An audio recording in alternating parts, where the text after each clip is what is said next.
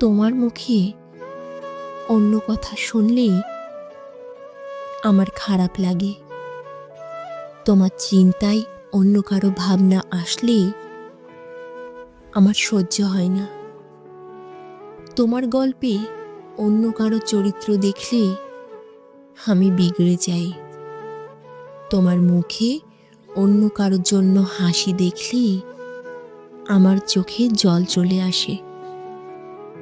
জানি এসব উচিত নয়, ভীষণ অপরাধের, তবুও কষ্ট লাগে। কেন লাগে জানি না, জানতে চাইও না। আমি শুধু চাই তুমি কেবল আমার থাকো, শুধু এবং একমাত্র আমার।